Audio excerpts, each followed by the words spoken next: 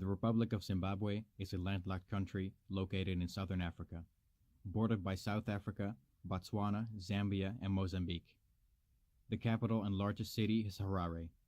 It is a country with roughly 16 million people, and it has 16 official languages.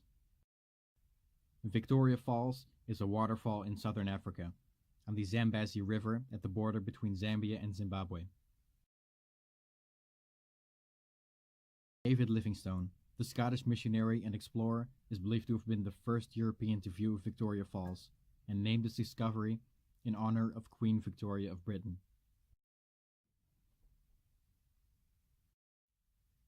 Great Zimbabwe is a medieval city in the southeastern hills of Zimbabwe. It was the capital of the Kingdom of Zimbabwe during the country's late Iron Age. Construction on the monument began in the 11th century and continued until the 15th century.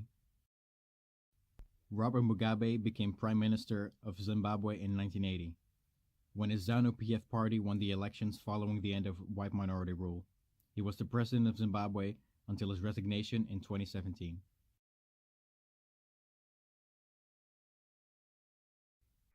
In late 2017, in the wake of over a year of protests against his government, as well as Zimbabwe's rapidly declining economy, Mugabe was placed under house arrest by the country's national army in a coup d'etat.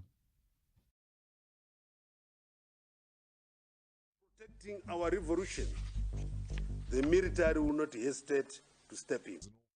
On the 19th of November 2017, ZANU-PF sacked Robert Mugabe as party leader and appointed former Vice President Emerson Mnangagwa in his place.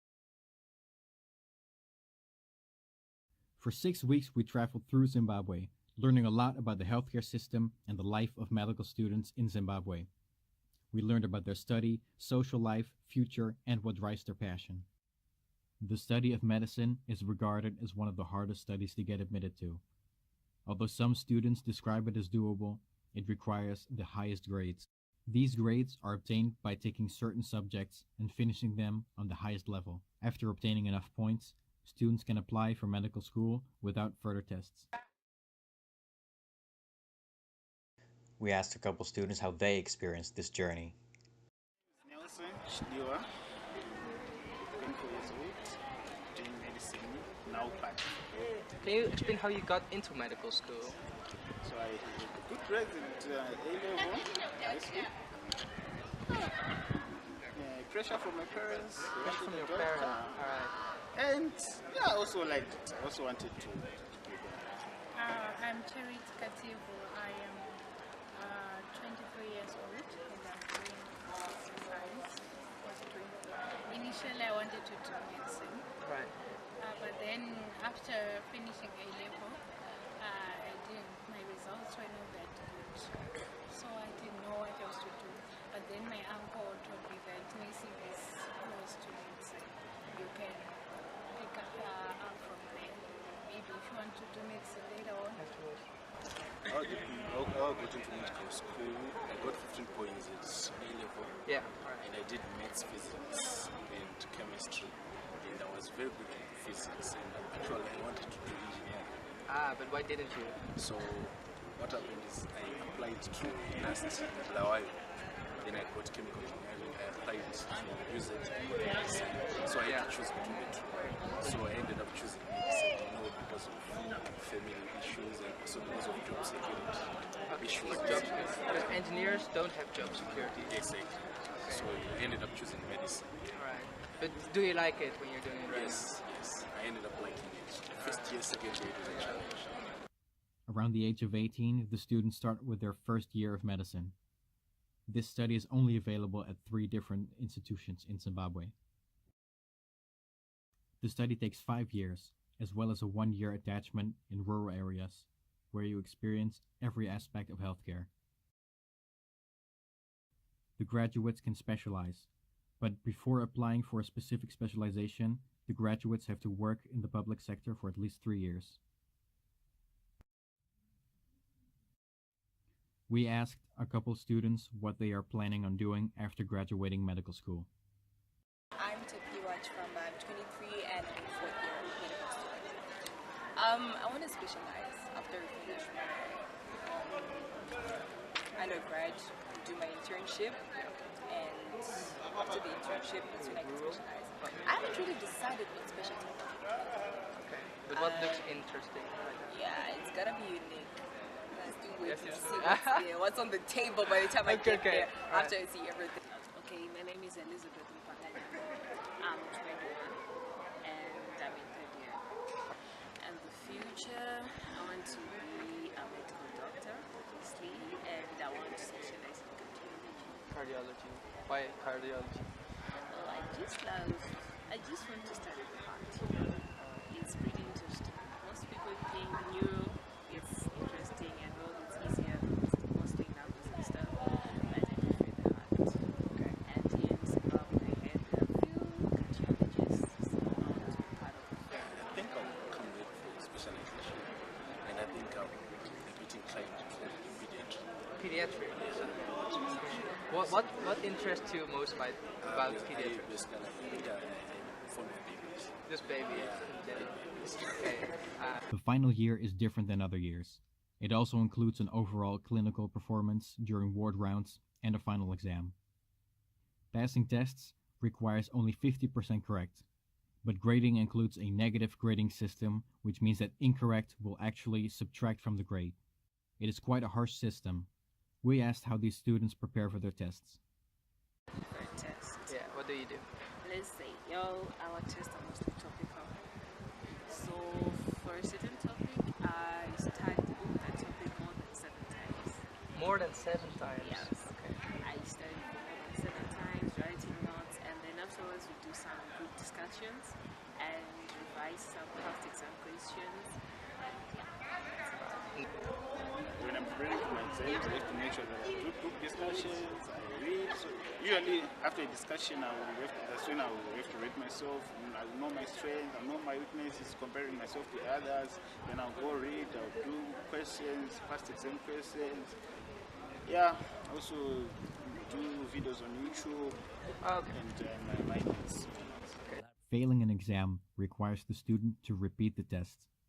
Failing again results in retaking the subject the next year. If the student fails, a mandatory gap year is issued. While we've heard many complaints about the workload and a general lack of free time, this might be misleading. We asked students what an average day looks like and what they do in their spare time. Can you explain how your average day looks like? When do you start? Come to school around 8 a.m. First thing you're going to do is go for a ward round, which people are calling a doctor's round. You see your patients till around 12 to 1 p.m. Go for lunch, and then in the afternoon, have lectures. Alright, so this every day. Yeah. Okay. And after lectures, what do you do? Depends on which rotation you're in. Yeah, you can have tutorials, you can go back to the hospital on call, or have group discussions. Okay, but My average day, at what time do you start? well, I start by 7:15. I should be in the wards, taking care of patients, and finish at around 1. And 1 to 2, I have lunch, and from 2 to 5, I start in the library. My name is Tanisha Shukru. I'm 24. I'm in my 50. My average day, what I do, I wake up, I have my breakfast, then I have the morning workouts, which usually end at, they start at 8 and end at 12. Then after that, I have lectures, which start from 2 to 5. Then sometimes I'll go on call, then I go back to Hawaii. Alright. So what do you do? Oh, Then I study afterwards, up to 12. Music. music. So Yeah. explain a little bit, like what do you do in music business? I'm a member of a choir called Notes Notes, Right. so I sing with them, perform with them. That's what I do in my extra time. It's a community choir that sings a variety of genres. So Okay. what we do is fit the occasion. You ask us to sing Dutch, we sing Dutch. You Oh, ask really? us to sing this, we do that. You ask us to sing traditional, we sing that. In my free time, I do play soccer. Oh, you play soccer? Yeah, I play soccer and also watch soccer. Yeah. And also I visit places. And also I go out, I go travel. Okay, so what do you do in your free time when you're not studying? I'm a football fan. Alright. So on weekends, usually I'll go to so do you also play football or just watch it? We really play, but yeah, sometimes we go to the ground, but it's not a routine. The campus offers the students a variety of extracurricular activities, such as basketball, track, volleyball, and a swim pool. Although circumstances might not be optimal to play sports, for example, most equipment is actually outdated, a lot of students still practice sports at the campus. Besides sports, the campus also offers multiple places for the students to eat and study. The housing is separated by gender.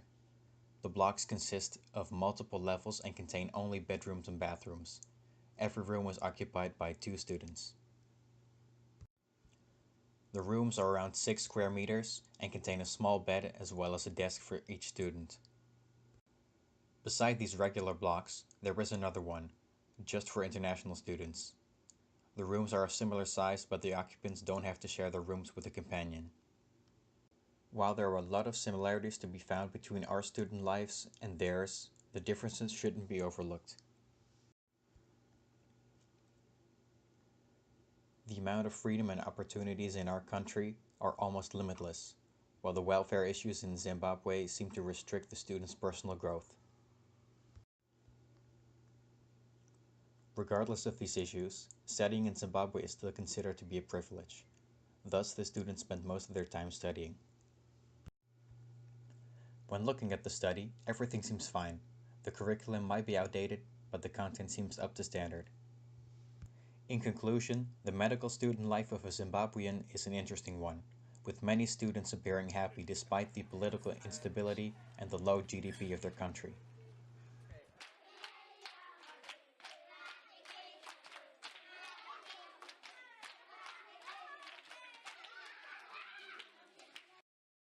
Halala, halala sanbongela, halala, halala sanbongela we.